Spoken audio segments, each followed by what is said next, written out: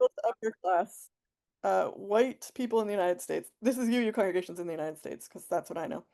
Um, in an era in which it was assumed, because it was usually true, that most families had a person, an adult, who was not working outside the home.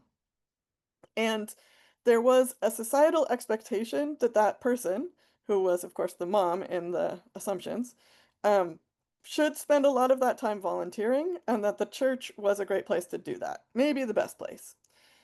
Um, and that meant that's why so many of our structures are hard to sustain right now. That's why we have so many committees that meet like all the time, um, and some of them at very strange hours. That's why how we could have the number of volunteers that sustain the RE program as many people sort of imagine it in their heads.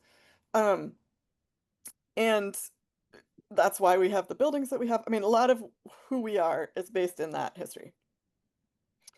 So, when I think back on my childhood, so I grew up in a UU congregation in the 1980s, and when I think back on it, I'm like, oh yeah, about half of the kids my age, who were my friends, did have a person who was home all the time, um, even in the 1980s. And that is dramatically not true anymore.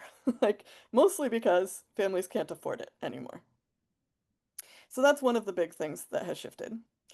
Um, Another big thing that has shifted is these two things go together, of course, is the financial reality for today's parents.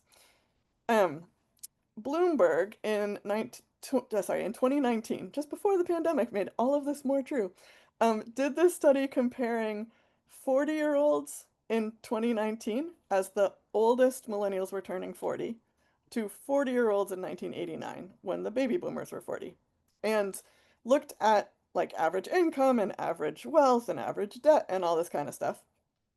And when they adjusted for inflation, the average income of those two groups was about the same, and the debt was remarkably different. So in 1989, the average debt was below the average income. In 2019, average debt was 175% of annual income. So, like, just completely different worlds in terms of servicing debt. And the two biggest drivers of that debt are housing and student loans, right? Both these things got massively more expensive between 1989 and 2019. And all the time in between when those people are in college and trying to find housing. So that means that people are working more hours than they used to. Um, and the where I'm getting the statistics for most of what I'm going to tell you today is a report called Parents Under Pressure that was put out by the US Surgeon General in 2024. Um, Remind me, if you would, Kristen, before I go to give you the link to that, because you can't find it easily anymore, because we're going to do administration. But the old Surgeon General, the former Surgeon General, um, did this study of the mental and physical health ramifications of parenting in 2024 and published this advisory. So, Surgeon General advisories are the kind of thing like, hey, by the way, smoking is bad for you. Like they're a big deal, right? And so just the fact that the Surgeon General is like publishing an advisory on parenting is kind of stunning. Anyway, in this advisory, in this report, the statistics are all reported as mothers and fathers, which I just want to say, I know that that does not cover all parents or people raising children, right? There's non-binary parents, we've got people raising their uh, nieces, nephews, nibblings, grandchildren. I'm not sure how it accounts for foster parents. So I know the category is bigger, but this is the statistics that I have. So when we look at work time on average, if you compare 2024 to the 1980s, fathers are working just a little bit more, like 4% more hours. Mothers are working something like 23% more hours. That is mostly because more people are working, right? But all of that time, right, we've got now is going to work that didn't used to. And all of that, those things all go together, right? We're working more because things are more expensive, and that whole cluster. There's also a certain kind of felt economic precarity in millennials that hasn't been true of previous generations. Um, and so that all goes together. But meanwhile, over here, um, a bunch of things have conspired to change the way that we parent. We meaning most parents in the United States. So various people who have studied this have asked various parents of varying cultural, racial, economic, etc., regional backgrounds. Um, and although not everybody can achieve the kind of parenting that is considered the ideal, all of those groups more or less agree on what parenting should look like. And that style of parenting has been named intensive parenting. So let me just take you quickly through the things that got us to intensive parenting. So, millennials, that is the generation that was growing up and born in the 1980s and growing up from there, roughly. I mean, you can track down the exact age variance, but anyway, millennials, are the first generation in American history to have as good a shot of doing worse than their parents economically as better. All the way previously, for as long as we've measured, every generation on average has done better than their parents. Obviously, that's a big average, right, across the entire population of the United States, and so that's not the case for every individual family, but on average, every generation has done better than their parents until we get to millennials. And for millennials, it's about a 50-50 shot of better or worse situation economically. So that also contributes to this sense of anxiety and precarity, right? Like, oh, we got to do something about this because it's not just going to work out. Meanwhile, in the 1990s, as this generation, the millennials, is still growing up, a bunch of new brain science focused on the neurological development of children, especially very young children. And there used to be this sense that you're kind of born with what you've got intellectually, right? Obviously, everybody is going to develop over time, but like you're kind of set up in a particular way when you're born, and there's not a whole lot we can do about that. In the 1990s, we learned that that is dramatically not true. And actually, uh, there is a lot of the way that you are sort of taught, held, raised by the people around you does have a big impact on brain development, especially in the first 3 years. Okay, so if you put those two things together, you get this idea that we can, like, stack the deck for our kids to be among the half that do better if we do that, like, intervention into brain development perfectly, right? And and kind of maybe only if we do it perfectly, which um has led to this style of parenting, as I said, called intensive parenting. So, intensive parenting, the sort of mode that that is that the parent is kind of mediating and assisting the relationship between the child and the world pretty much all the time. So, for example, if you are taking your kid for a walk in a stroller, um, you're not, listening to music or thinking about whatever at work. You are keeping up a sort of constant narration of what's going on around you. Like, hey, it's spring, look, there are buds. It's sunny today. Can you see the sun? Blah blah blah, right? Um, Another example of this is that the American Academy of Pediatricians, I think, something like that. I can't ever get their name exactly right. But anyway, all the pediatricians, their like group, um, recommends that children never watch TV alone. They should be co-watching with an adult so that the adult can, like, help them learn from it and point out anything that's problematic and, all the things, right? Whereas in previous generations, like, kid is watching TV, that's when the parent takes a break, or does the laundry, or cooks dinner, or, like, says hello to their spouse, or whatever, right?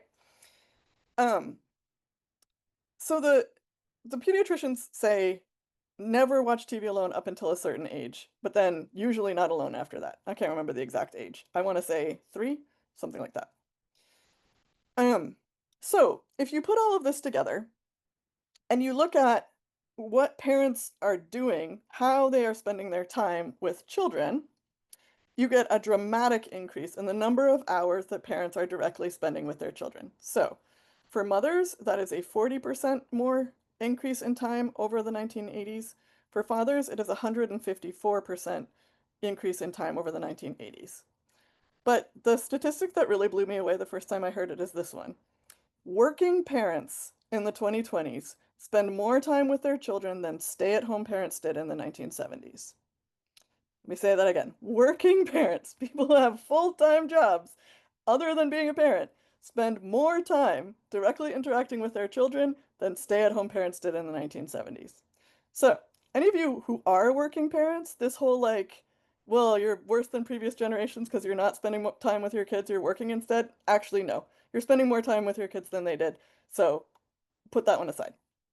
Um, so if you put all of this together, right, as the Surgeon General found, this is an incredibly stressful way of being, right? We are working more, we are constantly like in that space between the child and the world. There is like we frown upon activities that don't involve the parent, like being part of them, less so as you get older, but still. Um, Also, just a lot of things have gotten more dangerous than they used to be. Either really they have, or the perception of them has. So, um, the perception in the 1990s of the dangers to children of being outside in the world alone, like, took off. In actual point of fact, the 1990s were no more dangerous in terms of things like child abduction than any previous time, but suddenly everybody was like, "Oh my God, stranger danger," um, and that whole thing. The thing that has gotten more dangerous in a lot of ways, and just more fraught, is the internet, which did not exist when I was a kid, and very much exists now.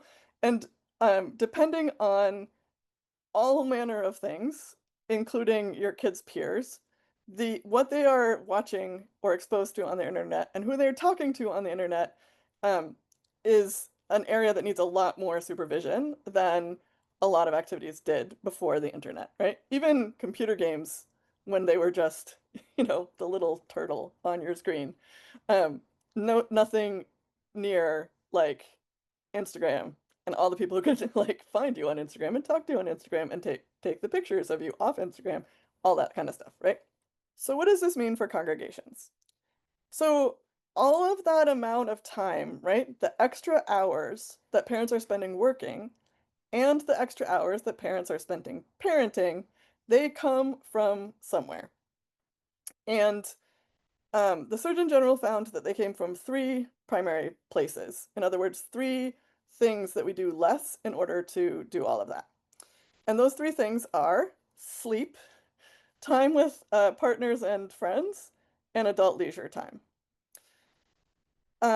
The category known as adult leisure time is where adult volunteers in congregations come from, right? That time that you have at your leisure to do whatever you want, that's where you can volunteer to teach RE or be on the board or whatever the things are, right?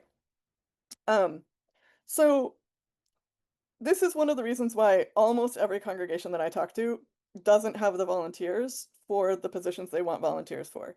Because there is now this dramatic disconnect between the system as we built it, like who was available, and the system we have now and who is available now. And that gap between the like adult, stay-at-home adult, um, and now has been filled by people who are retired. So in that same period of time, right, there has been more distance between retirement and end of life than there used to be. And also people have been more able to be more active during that period. And so we've mostly gotten by with filling all these positions with retirees. Okay, but this is the setup, right? Because at some point, like, people are like, I've been doing this for 20 years and I don't want to do it anymore. Um, and so we have these parents who have this like unsustainable lifestyle where they're not getting sleep, they're not spending time with each other, they don't have leisure time, they're working too much, and congregations that are struggling to find volunteers, and all of that was true in 2019. And then we had the global pandemic. So the pandemic had a whole bunch of sort of lingering effects on people and institutions and congregations in all kinds of ways.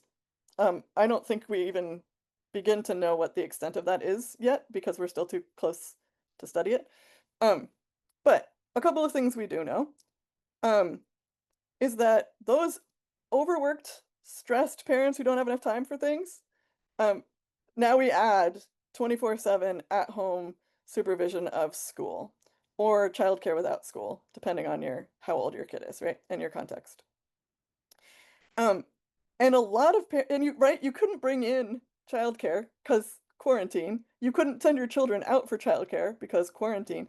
Especially at the beginning of the pandemic, the people that a lot of families turn to for extra childcare, aka grandparents, you can't visit grandparents because they're specifically the group that's the most in danger from the virus, right? And so there were families who basically spent over a year with no support from outside the immediate household in terms of childcare and school. I mean, school was online, but you had to like supervise it, right? So, um, meanwhile, the pandemic also had an impact on a bunch of other people, including all of those people who are retired, some of whom got very sick, some of whom passed away, and a lot of people from all across the lifespan during the pandemic were like, it was a break, right? So, like, as you're going along in your life, you have certain habits, things you do that you don't really think about, right? You go to your job, you do your volunteer gigs, you pick up your kids from school, etc., etc. And you don't really, you're just following a pattern that you've already created, right?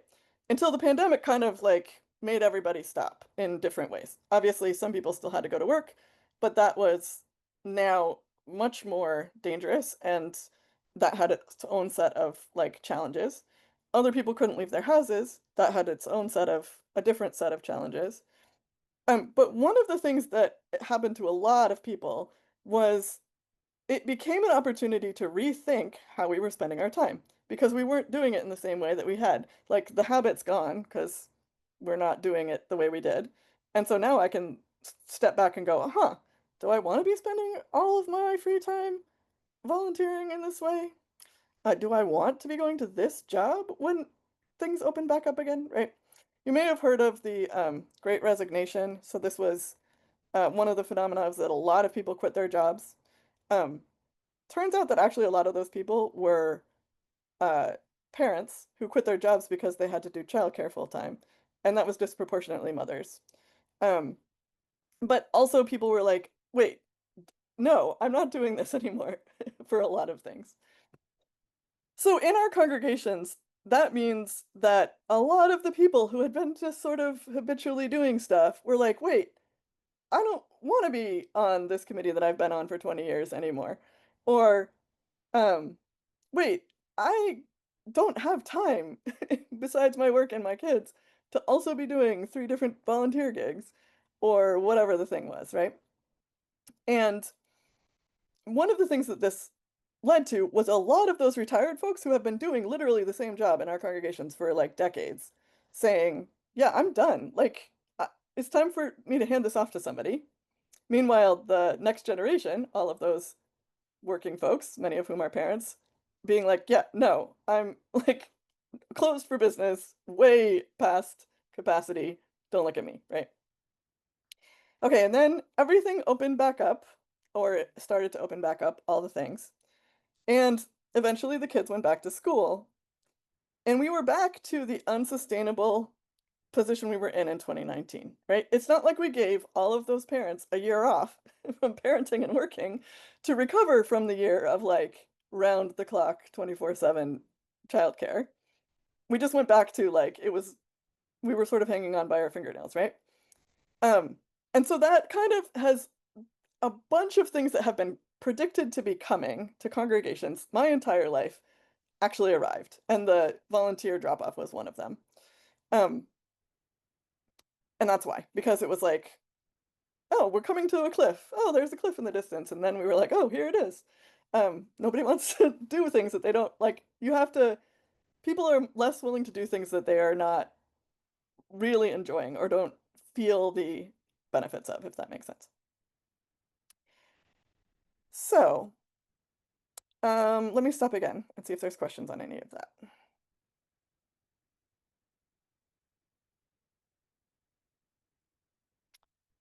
Okay. So, in congregations, the sort of where do we go from here?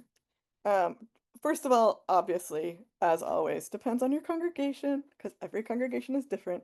So if anything that I say next is like, well, really not true for you, then cool, like every congregation is different. But um, some of the things that are emerging, um, one of them is that when so a lot of congregations, one of the most common questions I get when I talk to leaders of congregations is how do we get the young families to come and or belong to the congregation, right? And um usually what people mean by that is how do we get a lot of families, parents and other caregivers and their children to consistently show up on Sunday mornings during the time that we are used to seeing families with children, right? Also, the subtext in a lot of conversations is because we really need them to come and save us, right? We don't have enough volunteers, we don't have enough pledgers, our building is falling apart, the people who have been doing the same jobs for 20 years don't want to do them anymore. We need the next generation because the congregation needs people to do the things and to pay for the things. Um, Meanwhile, you have this generation of people who's like, I don't have time or money. I don't know where you're looking at me. Like, I'm not going to come and rescue you. That's just not realistic, right? Um, but most people in congregations who are like doing things like volunteer recruitment, um, don't have all this big picture in mind because, it's not their job like it is mine to study it. And so, like, we're talking past each other there, right? Um, so I think that I'm going to talk about families and engaging families. I will come back to the volunteer question because it's also a question and they're slightly different. But if we're going to talk about engaging families, I believe that we need to have a dramatic paradigm shift in what we think we're doing when we talk about engaging families, right? From how do we get families, today's parents raising today's children, to come to a thing that was built somewhere between 50 and 250 years ago, that was not built for them, not built for the way we're living now, so that they could help us rescue it. That's the previous paradigm. Two, oh my goodness, families are really stressed and could really use good ministry. And most parents, if you were to ask them, would say that community is really important to them. But how do you actually like make that work logistically in the life that I just described, right? And so if congregations saw family ministry as providing needed ministry to people who really need it, as opposed to like extracting time and money from this group of people who don't have it to give, I think that would go a long way. So my first recommendation always is ask the families in your community what they need. So notice this is not how do I get you to show up on Sunday morning? And it is not what kinds of things would you like? It is what do you need? Or how can the congregation help you make your life easier, offer support in various ways? If you ask that question in a wide open fashion without sort of assumptions built into the way you phrase it, my guess would be that most people are not going to say, I need programs on Sunday morning that require consistent attendance on one of my 2 days off, or maybe a day that I'm working, because people work on Sundays now, that is sort of smack in the middle of the morning, meaning that we are going to be out of the house for at least one meal, which I might have to buy. Like, this is not what people are going to describe, right? Also, at which I am going to be pressured to uh, teach something that I have never encountered before, right? I'm being a little bit tongue in cheek here, but um, that's kind of what Sunday is that's part of what Sunday is in a lot of congregations.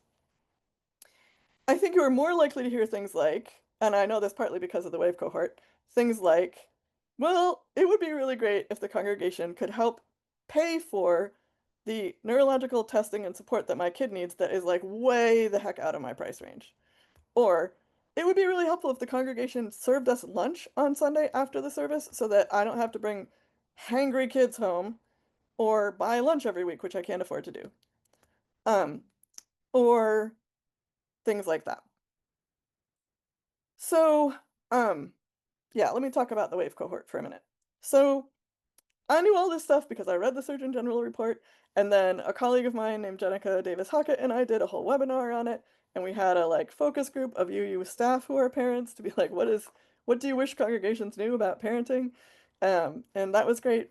And then the whole UUA did this thing in this past spring called WAVE cohort. So the idea here is, hey, it's a new era. Like, I don't know how much you all follow this kind of stuff, but everything about congregational life is changing, right? Like the ground underneath congregations is not what it used to be because more and more Americans are not participating in religion and all of the things I just said about families, plus all kinds of other stuff. Like we gotta figure out what is happening and how we can respond to it. And all of that was true before 2025, and now we have this whole like other layer of and fascism and transphobia and immigrants and right.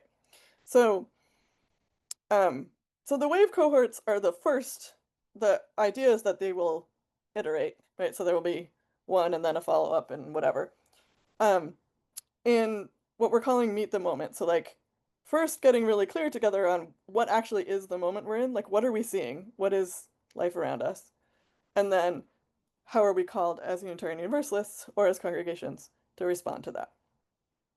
So, two colleagues of mine, Lauren Wyeth and Melissa James, and I, um, convened parents who are members of UU congregations.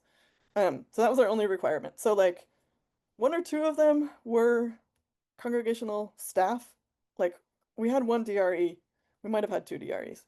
Um, but mostly they were members who had other jobs, from like we just got here like a couple months ago to we've been UUs forever, um, in a variety of congregations.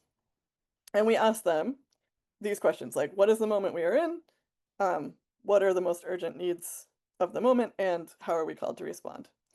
So that's where we get the like, please serve us lunch and lots of really creative ideas. So another one was this woman was talking about how I think it was her kid's friend.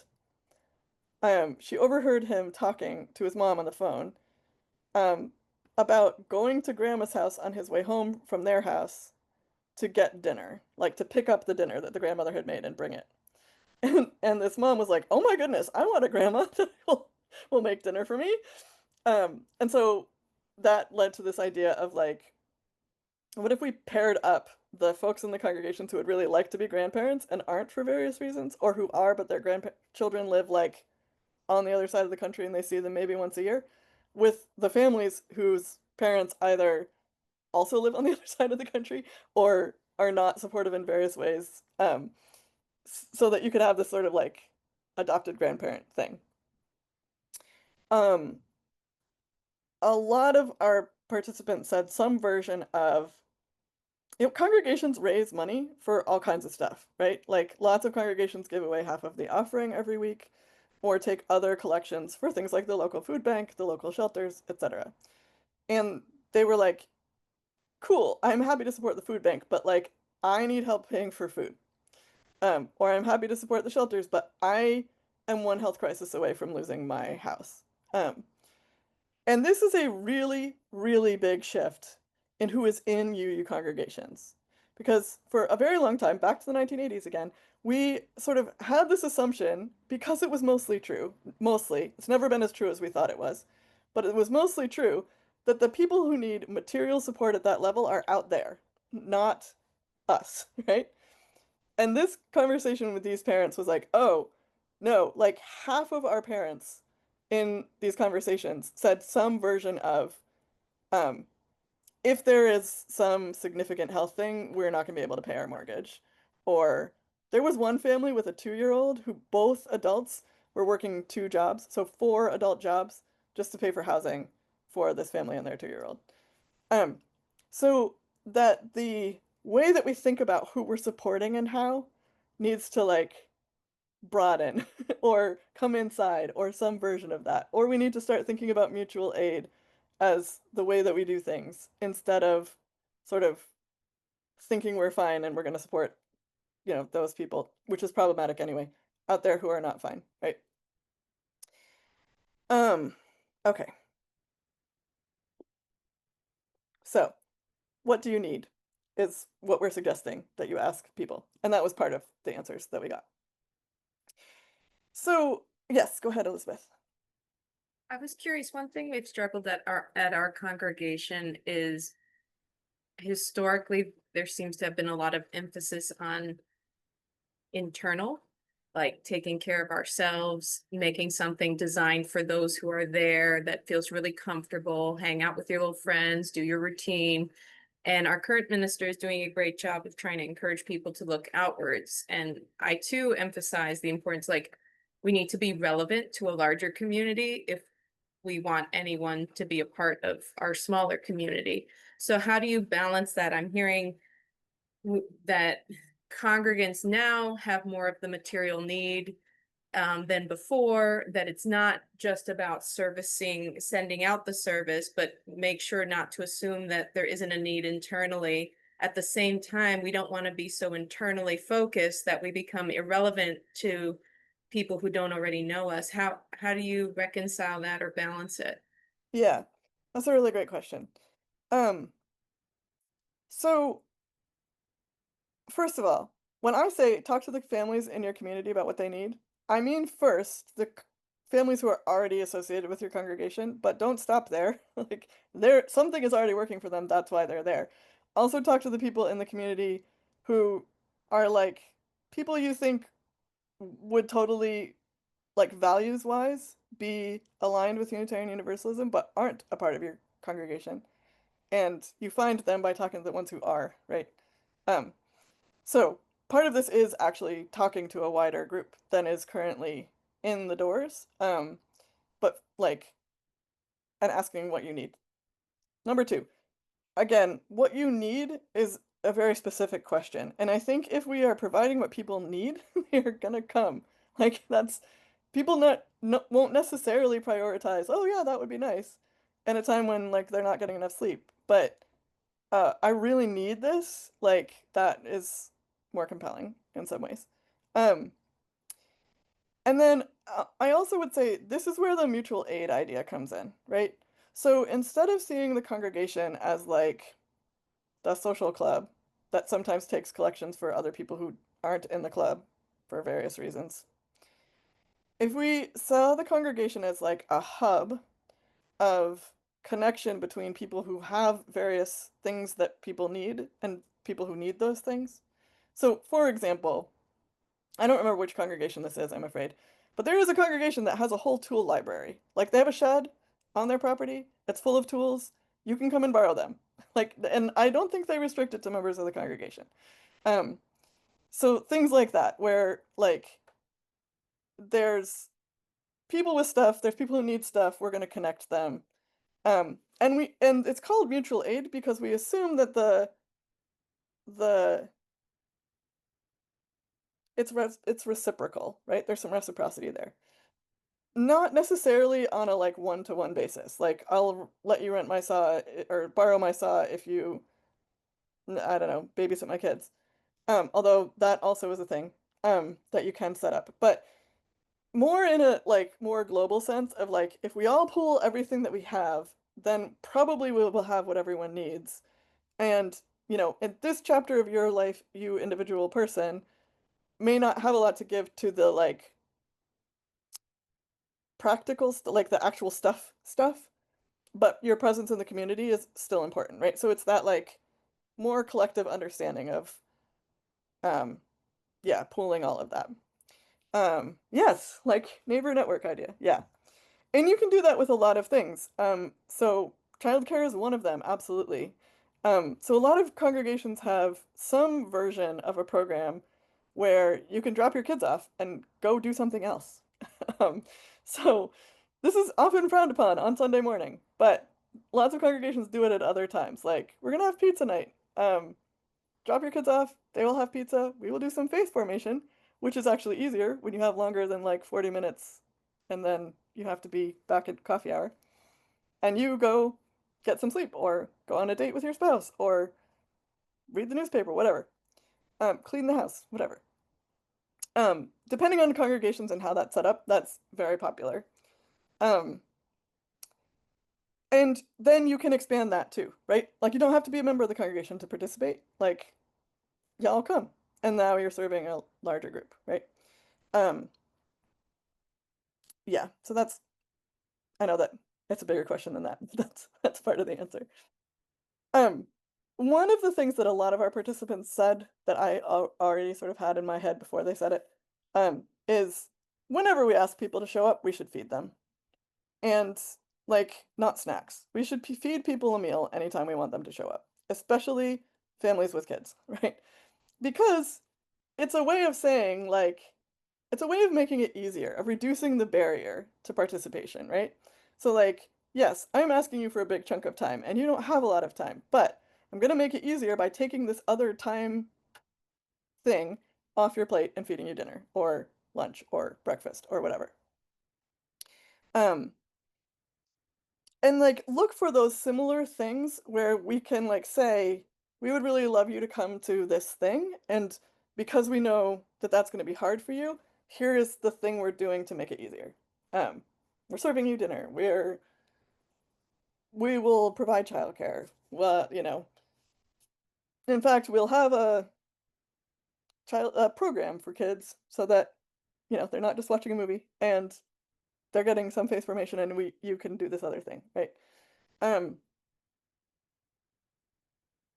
So, um, one of the things that I wish more congregations were experimenting with, I will just plant the seed, is evening dinner church worship services. So, like, meet at dinner time, serve dinner, worship together. That's your service, right?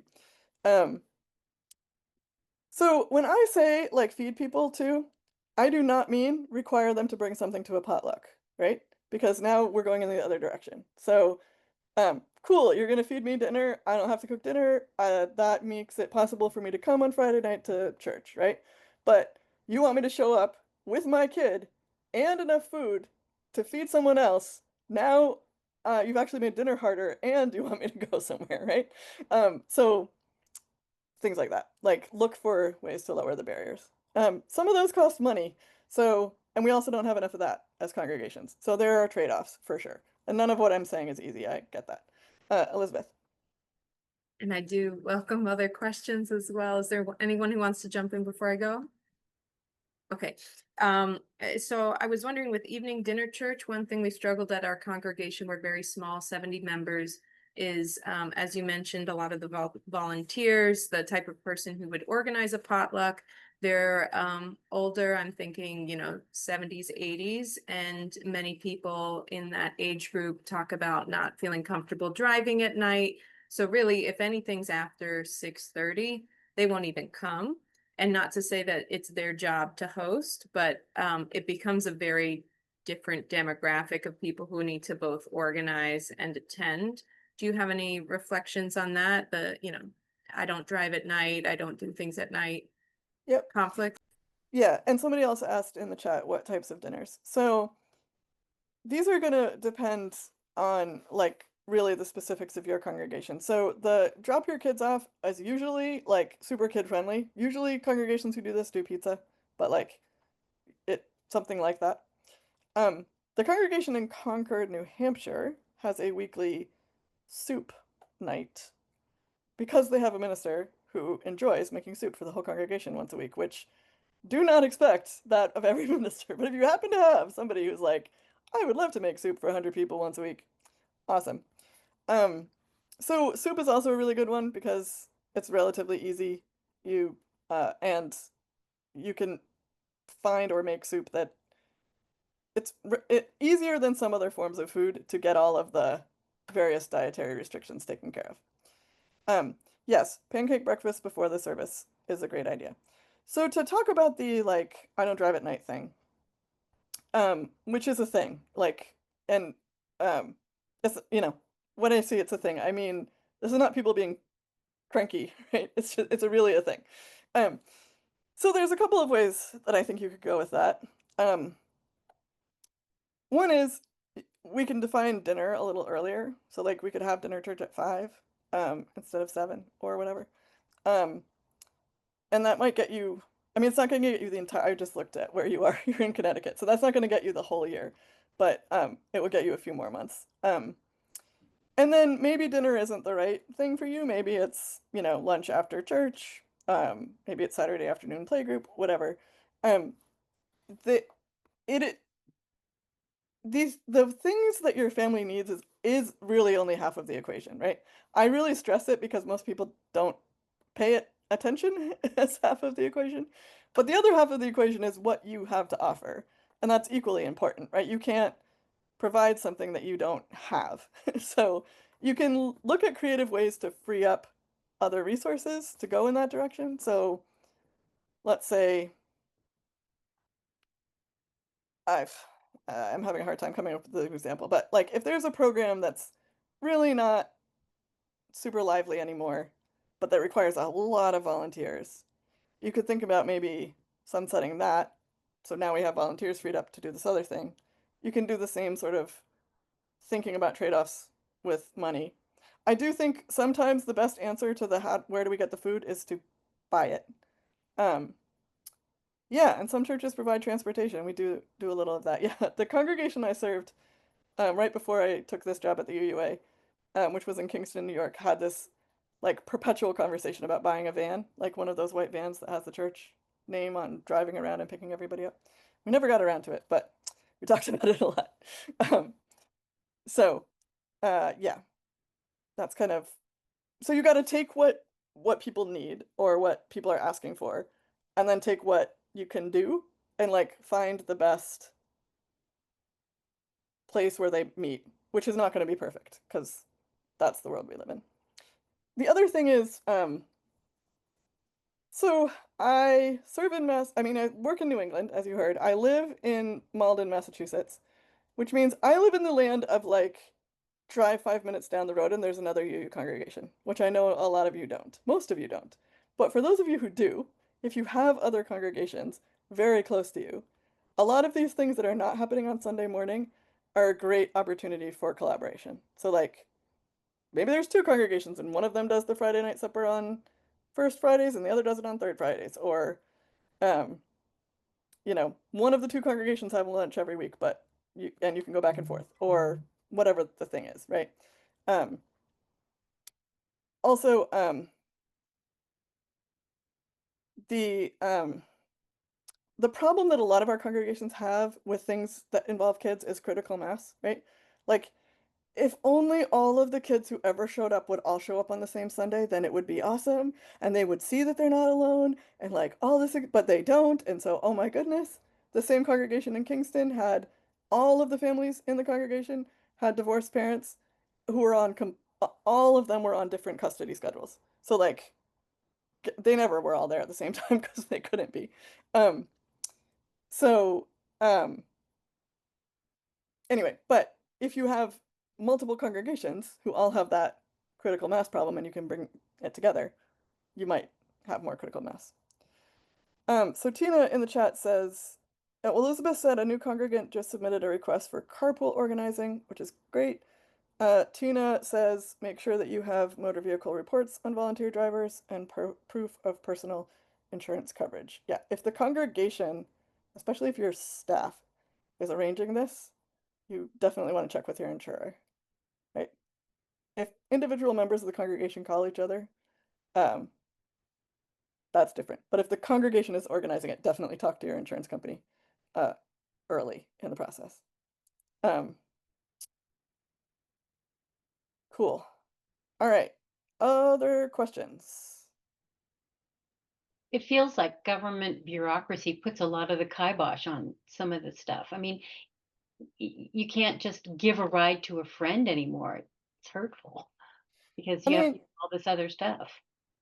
you you can give a ride to a friend. What you can't do is, as the congregation, arrange rides without checking people's information, right? What if Um, what if you say like somebody contacts you and says, I need a ride on Sunday, and then you send out like an email that's just like, hey, can somebody give Peggy a ride? Contact Peggy, here's her number.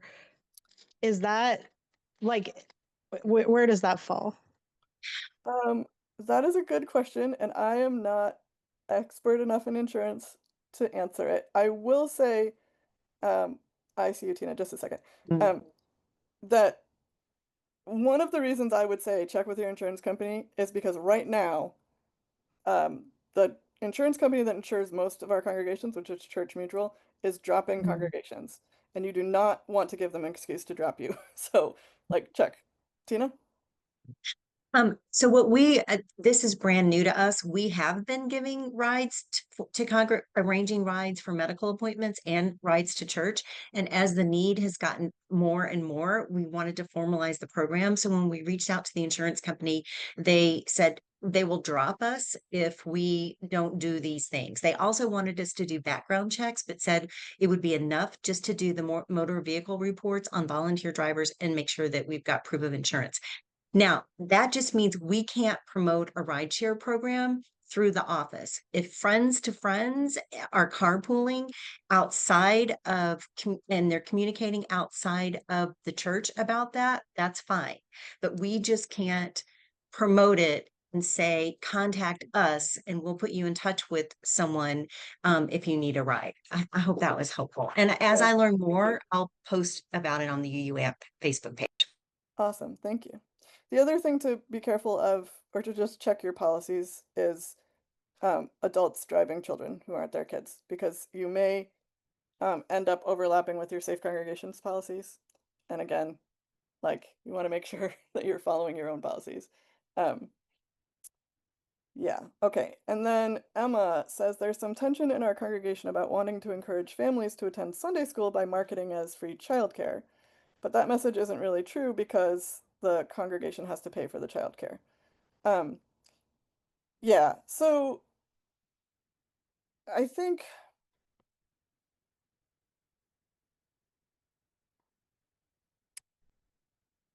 I'm gonna go out on a limb here. I'm not 100% sure this is true, and it might not be true in your specific circumstance. But my guess is that the same people, like, I don't think that's the message that's gonna make a difference anyway. Because people for whom Sunday morning, what they would really like is childcare in the same building that they're in, like, that that already exists, right? That's not a change. And so you could market it that way, but it's also not entirely free childcare in the traditional sense of what families think you mean if you require the parents to still be on site, which a lot of congregations do on Sunday morning. Um, so, but it is an interesting question of like, what does free mean, right? So I do think another way to say the same thing, um, is like we are providing, right? So we are providing childcare, we are providing lunch, as opposed to it's free lunch, right? Because that's more accurate in terms of like somebody's somebody's paying for it. It's just not you, because we're providing it. If that is helpful. Um, some of this is written down, John. I could definitely stand to actually write more of it down. It's on my list.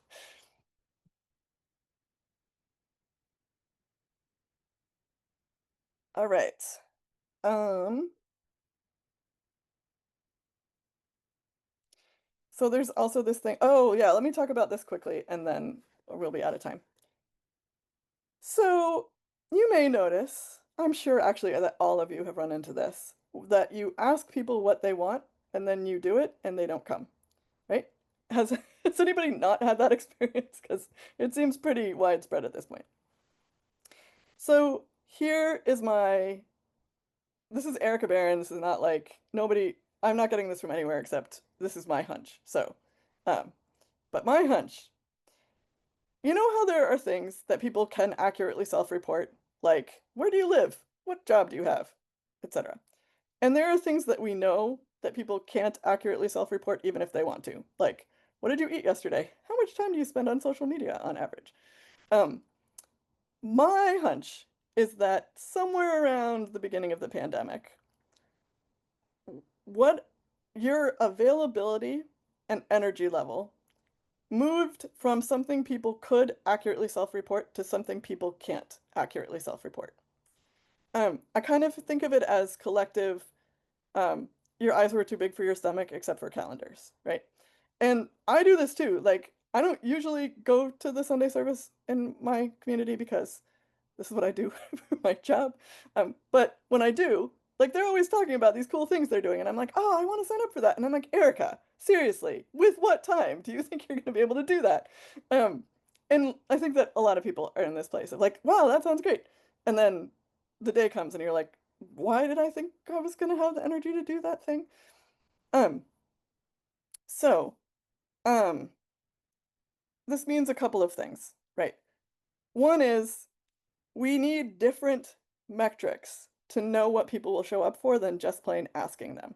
Just like we find out how much time people spend on social media in some way other than just asking people. Usually we have people keep a diary, right? Which you can't really do in this case, but like we need a different method to find out that information.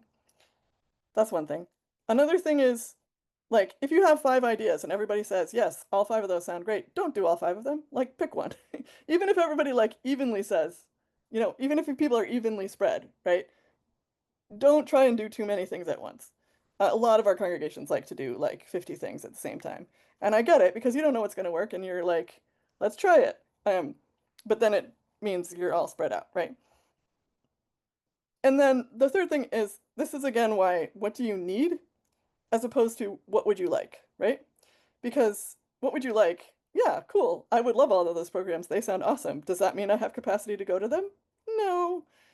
What do you need? Well, I really need community with other parents. Now I'm gonna maybe prioritize it in a different way, right?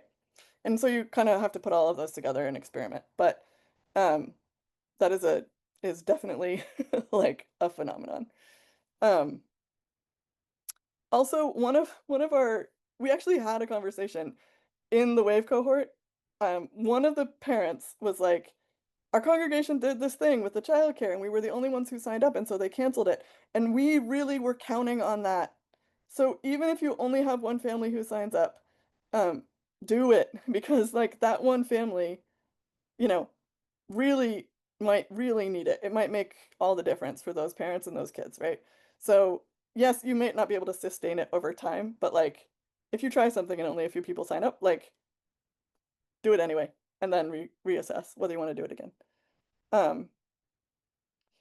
Yeah, and like voluntary like pay for lunch if you can kind of thing is great. If different congregations have a really different experience with this. So like some congregations try this and like nobody ever puts in any money and it's like, why are we even doing this?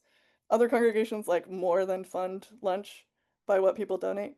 So again, it's a like, if it works for you, awesome. And if it doesn't, you're not alone. Um, all right. It is just about 3 o'clock. Let me give you my email. And I actually want to give you one more thing, which is this is the New York Times's podcast called The Daily did an episode about that Surgeon General's report, which is fabulous. That's where I got the like, these are all the things that happened in the 80s and 90s that led to intensive parenting. So recommend that too. Yeah, so thank you all for letting me come crash your party. It's been really great. Thank you so much. We're so appreciative. You're very welcome. See you all next week.